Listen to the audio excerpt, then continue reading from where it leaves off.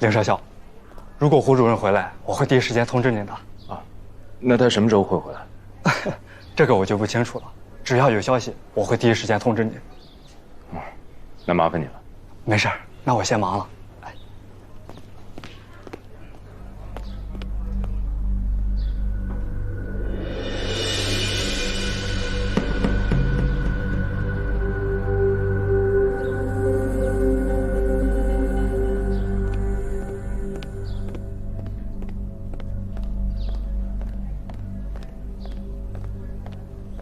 林队长，林队长，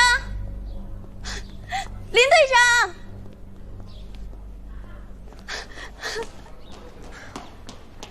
张姐，真的是你啊！你什么时候到的重庆啊？我刚到的。你在这边怎么样？我挺好的，我还在电讯处。真没想到，还能见到你。怎么样，身体恢复的还好吧？我没事了，恢复的挺好的。真是的，都到了重庆了，也不给姐说一声。走，吃饭去。走啊！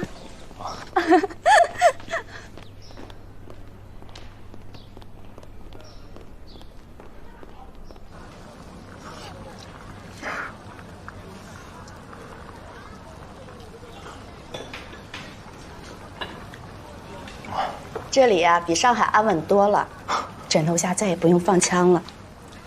我们从上海撤下来的人经常一起聚，有人说我们搞什么小团体，嗨，随他们说去。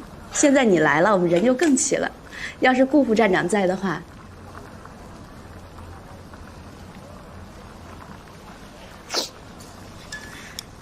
他们说顾副站长贪污，我们上海区的人是不信的。可是怎么办呢？人微言轻啊。张姐，你放心，一切都会好起来的。嗯。张姐，我想问你个事儿啊。你说。之前撤离的时候，跟你同船有个叫蓝心杰的人，你对他还有印象吗？蓝心杰。对。我有印象，他当时是不是带了个孩子？对。后来负责保卫的人把他跟孩子分开了，没让孩子走。没让他带孩子。啊，我跟蓝小姐很早就认识了，算是朋友。哎呀，想想也是挺可怜的，就这么哭了一路，同船的人看着都觉着心酸呢。快吃。哦。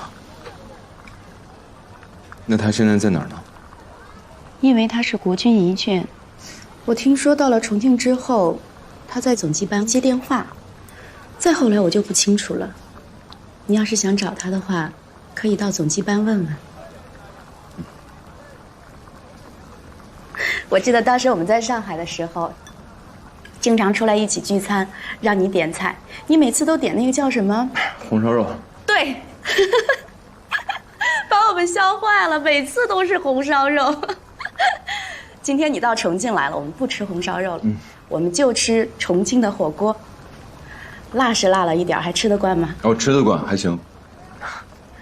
多吃点，不着急啊。好。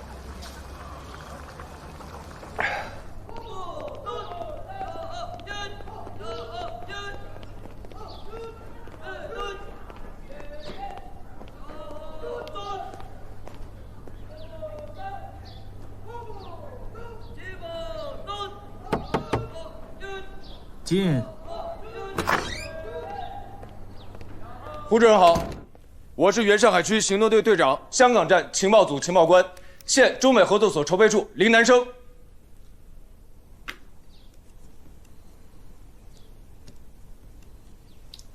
林南生，我听郭秘书说你来找过我几次啊？是，胡主任。我听说上海区的顾慎言顾副站长因为贪污的问题，被移交到重庆督察室审查。我跟他是老同事了，我刚到重庆，所以我想来问问林南生啊，你应该知道，顾慎言的贪污案是不能由督察室之外的人顾问的。胡主任，我跟顾副站长共事多年，他是绝对不会涉及到贪污上的问题的，所以这其中一定有什么误会。哎，今天找你来啊，也正是因为这个事情。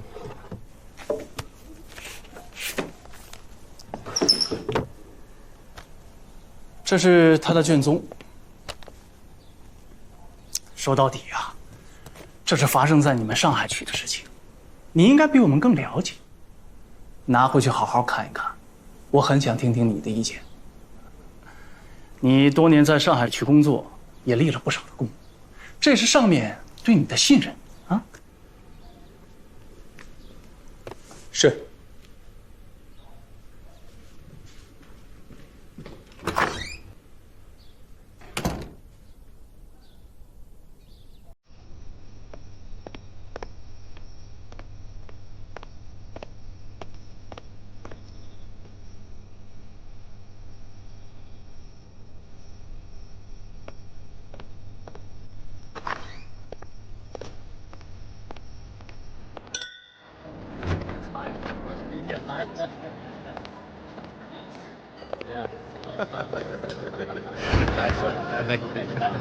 我这个学生战功赫赫，当时在特训班就是吗？人呐也长得精神。哦，是吗？来，请，干！来喝酒，来，你们是只闻其名不见其人。秀林，哎呀，好久不见，白老师。这么多年不见，您成熟了。我一来重庆就去找您，他们说您去成都出差了。对，我刚从成都回来。哎，今天呢，我要跟你接风。来，哎，各位，我给大家介绍一下啊，林南生是我在红公祠特训班最优秀的学生啊。你好。他呀，刚刚从前线回到后方，也被调到我们筹备处。哎，以后各位可得好好照顾我这个得意门生啊。没问题。林少校是刺杀上村镜的功臣，能和您共事，很荣幸。来，当来这位敬我们的抗日英雄。来了，来，非常高兴认识诸位，但是我身体真的不能喝酒，不好意思啊。哦对，我这个学生啊受了伤，来，我替他跟大家喝一杯。来，干杯！干杯！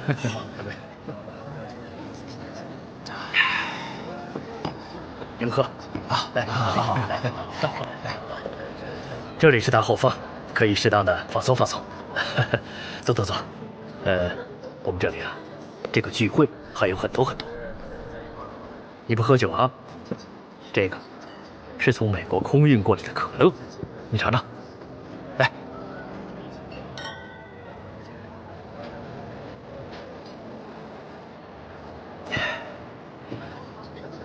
小林，我们这个是一个国际合作单位，这些美国教官也是我们单位的，今后要和他们一直合作呢。哎，小林，听说你一回来就被督察室借调走了？谈不上借调，就是看看卷宗。高老师，我在上海有一个上峰，是郭慎言吧？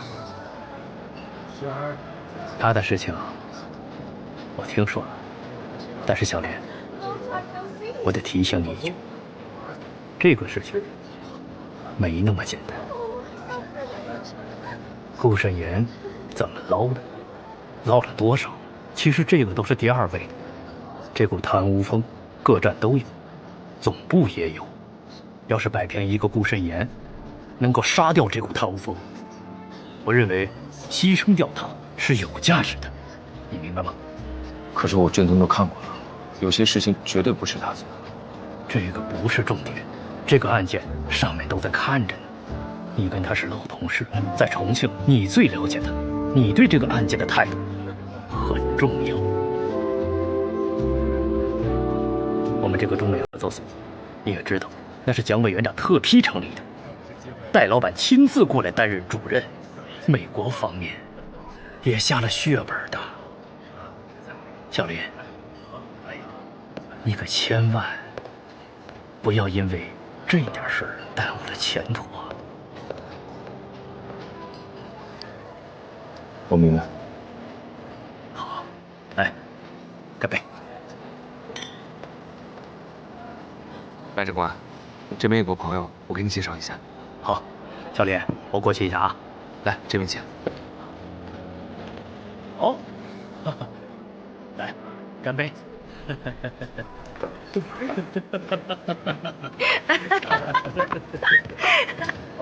我渴了。哎，你们知道吗？这位蓝小姐，听说原来可是上海的名媛。是，我听说在上海，她和大名鼎鼎的陈丽交情很深。后来陈丽叛变，立马就搭上了王站长的关系，还上了军统的船，撤离到了重庆。哼，这蓝小姐啊，不仅长得漂亮，她呀手腕可高明了。听说，她一个月挣来的钱呢，比咱们辛辛苦苦奔命一整年挣来的还多。哎，不说了，喝酒喝酒。哎，林少校，你在上海的时候就没听说过他？应该也有机会接触吧？还是他只跟站长级别的人走得近？啊？她是个义军，她丈夫牺牲在南京，她为军统立过功，她应该撤回重庆，她应该得到你们最基本的尊重。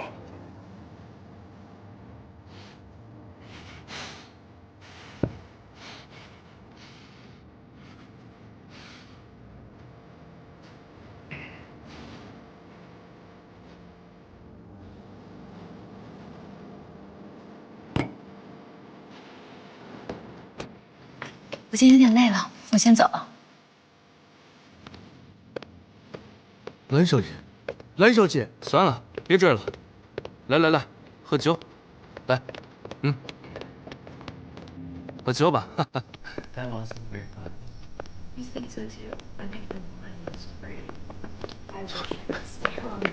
蓝姐，对不起，蓝小姐，我刚才有点冲动了，我不该当众说那句话的。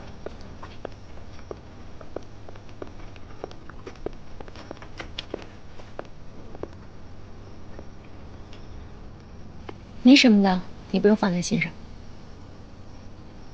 我去电话班找过你，他们说你被开除了，怎么回事？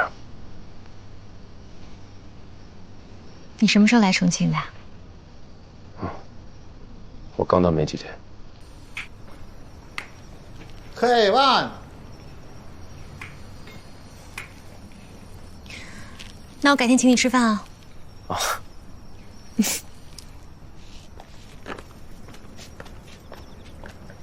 拜。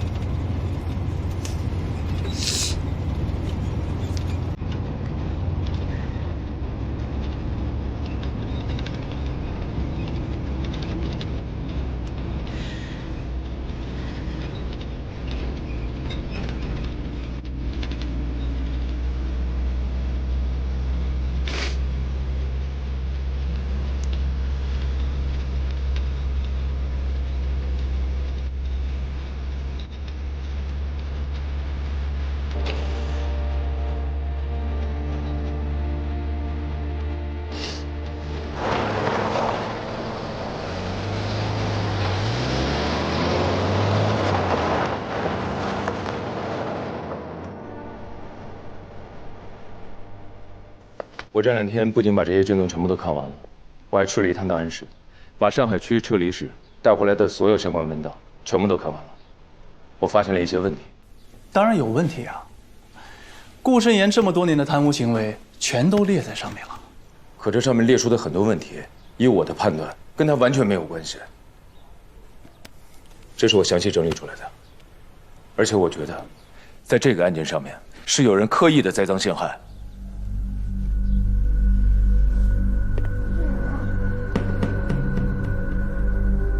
林南生啊，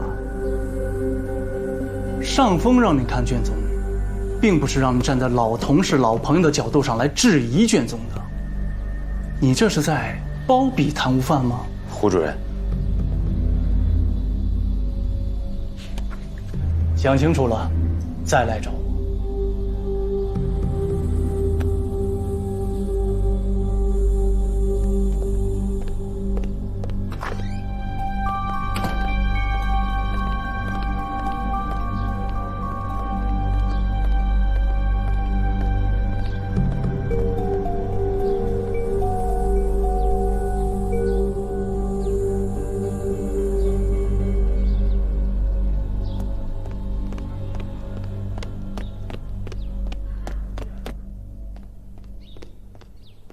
报告，林丹生少校求见。请他进来。局座。哦，我以前在上海区见过你啊，几年没见，变化蛮大嘛。啊，来坐。是。我在重庆听说了你刺杀上村京的壮举，非常好，英雄出少年。什么时候到的？报告局座，我上周刚到。现在被分配在中美合作所的筹备处，那里可云集了我们军统的精英啊，而且是戴老板亲自挂帅。局座啊，我今天来找您，是为了顾慎言的案子。说说看。我已经研究了所有的卷宗，以我在上海区的工作经历以及对他本人的了解，我可以确定很多事情跟他没有关系。顾慎言的案子我知道，那照你这么说，那些结果都有问题？局座，我并不是质疑所有的问题，但是您看这个，这是813市上海区抚恤金的问题，上面标注顾慎言贪污抚恤金高达3万元，可实际上当时区里到账的抚恤金只有2万元。另外，林少将，你认真的态度很不错，但是我们现在为什么调查顾慎言？就单说倒卖枪支的问题，上海方面已经抓到了和他交易的黑市贩子，贪污的事实毋庸置疑。我认为你的精力更应该放在如何找到确认顾慎言贪污的证据上。局座，行了，就这样吧，先回去。是。材料放下。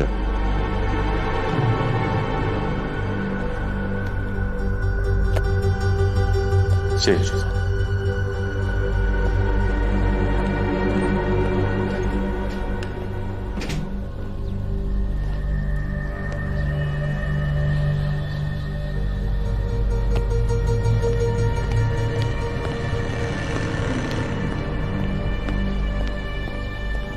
这个地方风景秀美啊！是啊，我来重庆之后，也没有出来走走。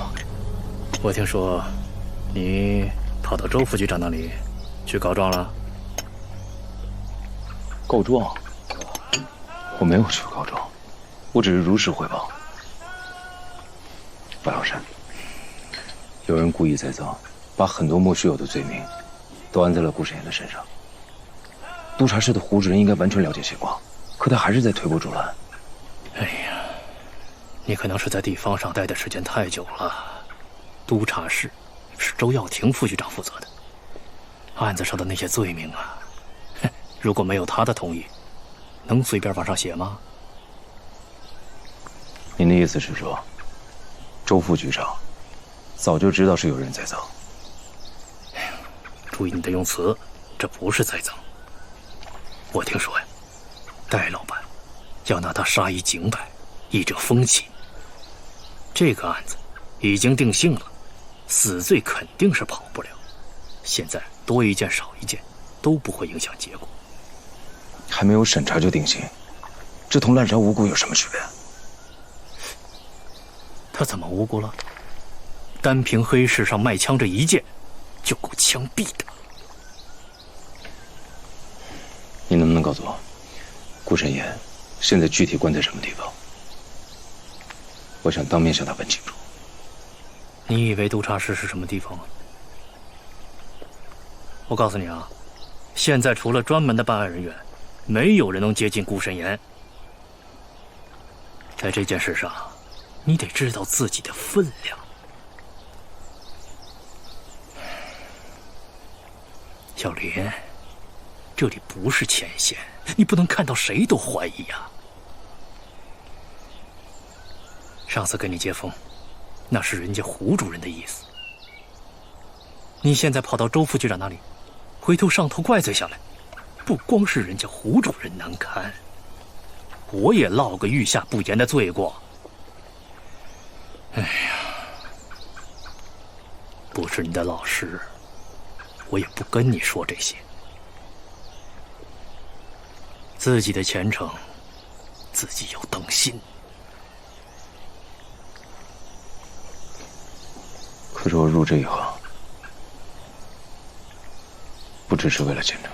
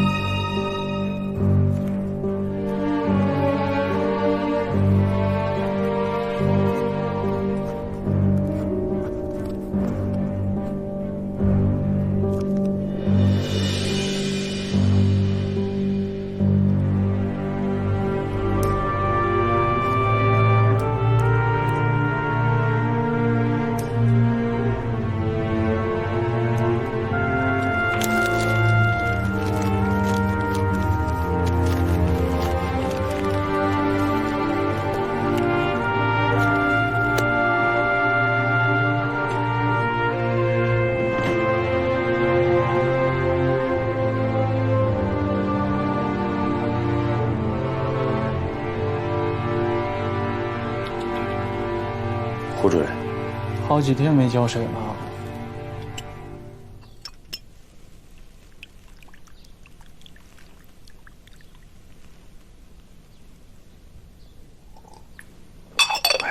啊，你刚才说什么？胡主任，我想为之前的冒失行为向您道歉。这不需要道歉，我们一向是允许有不同的声音存在的。我想向您申请审问顾慎言。他这几年参与的行动我都非常的清楚，我相信由我来帮您审问，会有更多的可能性。你想好了？这份工作最忌讳的就是夹杂个人情感，稍有不慎，可就是同案犯的罪过。我保证，一旦查实，绝不姑息。好，你记住了，你只要把顾慎言私藏的那批枪查出来，人赃并获，我们就能结案了。动作要快，明白吗？是。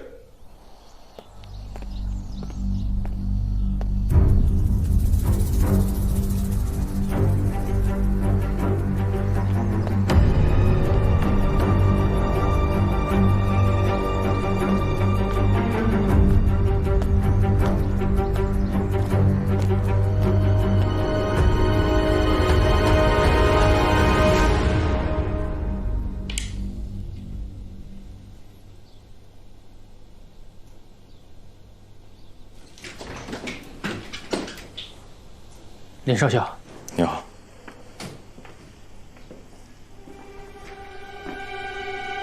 少校林南生奉命审查关于顾慎言涉嫌贪污事宜。审吧。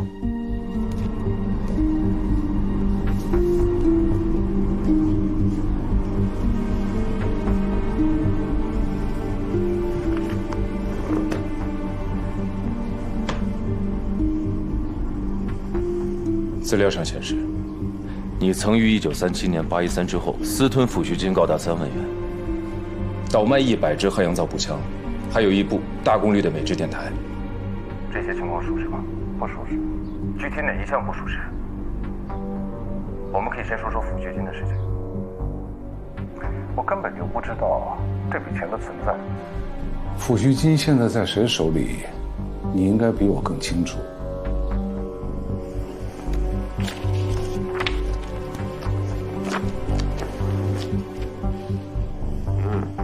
那这部电台呢？上面有你的签字。当初你领走这部电台之后上报，说是被查抄了，但经过内线核实，特高课根本就没有查获这部美制电台。你怎么解释？我没什么好解释的。你知不知道这部电台现在在黑市上值多少钱？5根金条。你不要以为日本人个个都是清廉的。特高课有人把它拿出去卖了，然后就不清不楚地把这个赃栽到了我的头上。那枪呢？口供上已经说得很清楚了，你就没有什么要反驳的吗？许阿大，此人做烟土买卖，被我抓过，所以记恨我也是有的。现在他是在跟日本人做生意，一个汉奸烟鬼的话你们都能信，那我还能说什么呢？那他为什么会知道你有100支汉阳造，而且还是连号？这100支汉阳造，我给了忠义救国军。你去问问那些叛变了的忠义救国军吧。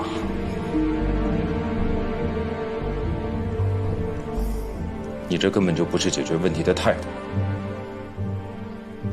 你要是想救自己，你就必须要说出这些问题里的疑点。你要自救。欲加之罪，何患无辞啊！你要是觉得冤枉，你可以上诉抗议。你这盟主柱，也算得上是当过的老人了，还做过何总长的侍卫长。何总长要是知道你现在这样，岂不是让他心寒？何总长了解我的为人，我不必向他做任何证明。好了，我知道的都告诉你了，请回吧。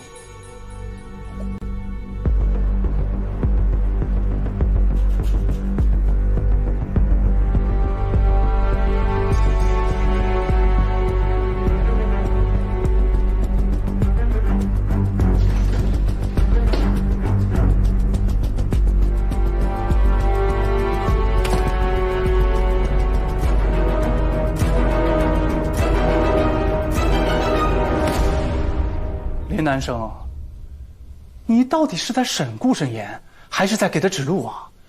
你这是在暗示他去找何总长求情吗？你的胆子也未免太大了。胡主任，我想您误会了。我确实觉得这个军东还有问题，只想查清楚。哦，哼，我明白了。你从一开始就不认为顾慎言有罪，你说你想审他，就是在找机会要跟他串供，为他开脱，是不是啊？啊？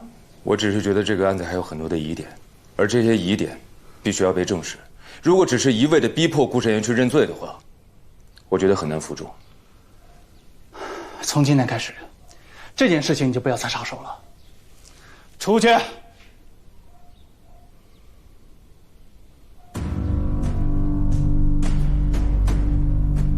出去。是。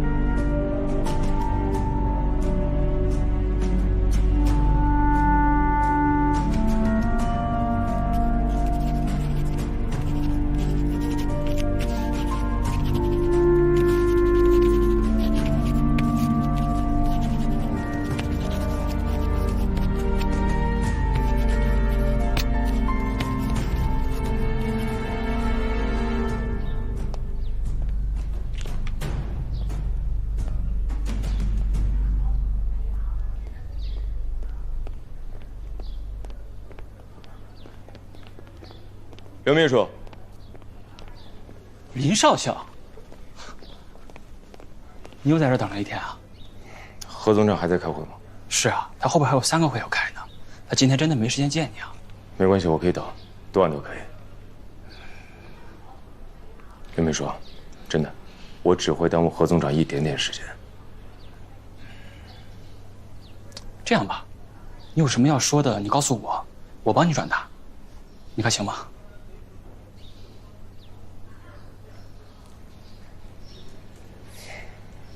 那这样吧，你帮我转达何总长，这个里面是关于军统顾晨言的案子，具体的问题我已经详细的写在里面了，请你帮我一定要。顾晨言的案子，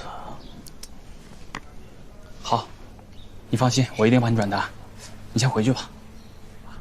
那拜托了。嗯。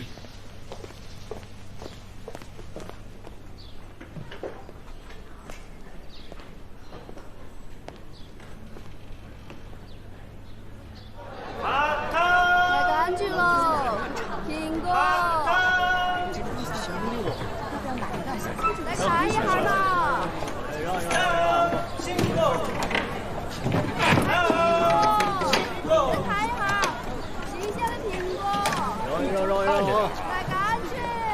白杨姐，升官了就是不一样，找我们这些平民百姓的住址，总是有办法的。白杨姐，我听我同事说，孩子没有能跟你一起来重庆，我想知道到底发生什么。我和子路又不是你们军统的人，你能把我们放进撤离的名单里，我已经很感激你了。但是当时你的情况我是如实填写的，不可能出现这些问题。事情都已经发生了，还提它干嘛呢？对不起，蓝小姐，如果不是因为我，当初你不会参与军统的行动，更不会经历后面的很多事情。在我心里，我一直很过意不去。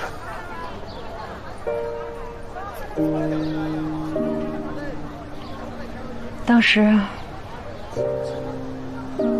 负责保卫的军官说，路上会有很多检查站，他们怕子路哭闹被日军发现，害了全船的人，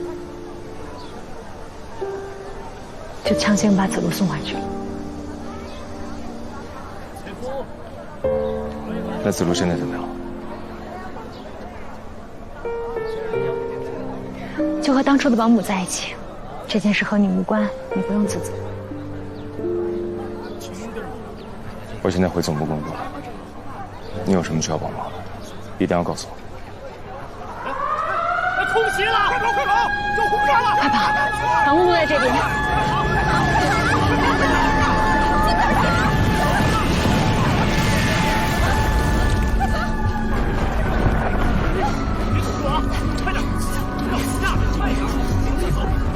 这边。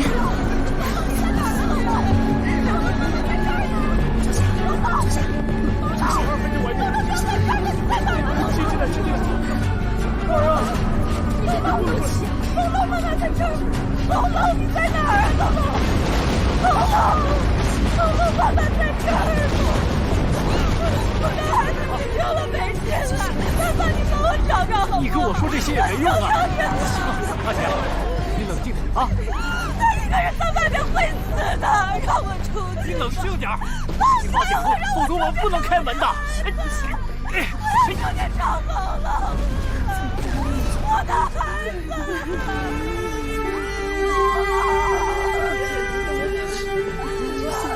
像这样的生离死别，在重庆每天都有。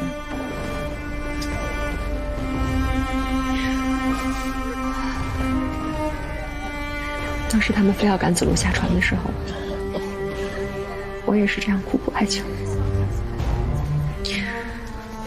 可是有什么用呢？他们用枪指着我的头，跟我说我已经知道了撤离计划。如果我也非要下船，他们只能把我的尸体带到重庆去。可是子路他真的很听话，他从来不会哭不会闹的。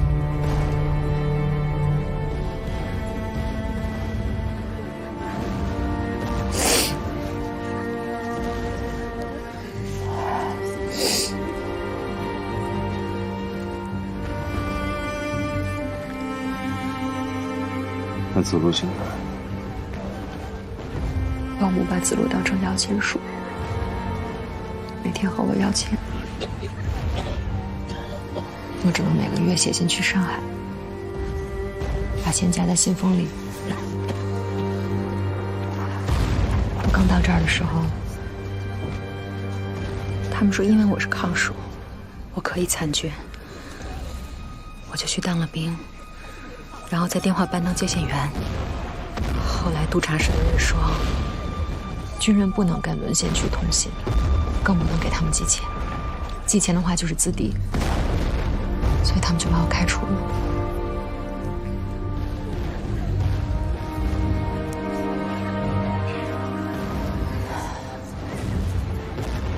后来我听说19-20师在江津招兵，说要打回上海去，收复上海，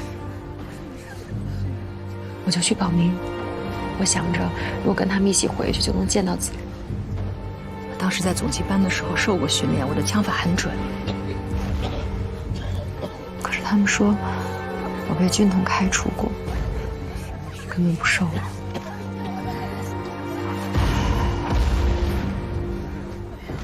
我实在没有办法回上海，就只能找袍哥帮我带钱。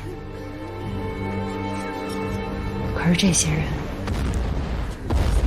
他们是用命穿越封锁线，所以他们要拿1半的钱。现在我什么都不想，我只有拼命赚钱。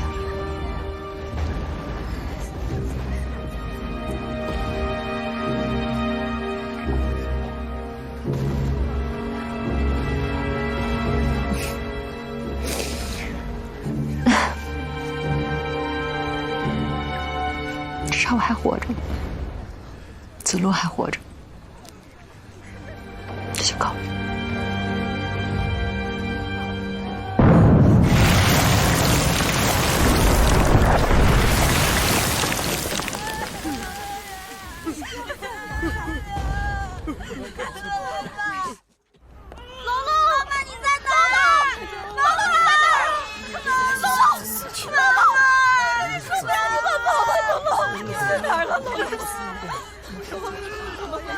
姑娘，你把屋里那个小枪拿过来。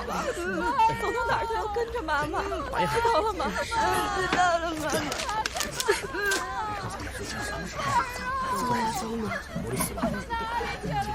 我一定会想办法帮你回上海，见到孩子。你的心意我领了，但是这件事你千万不要管。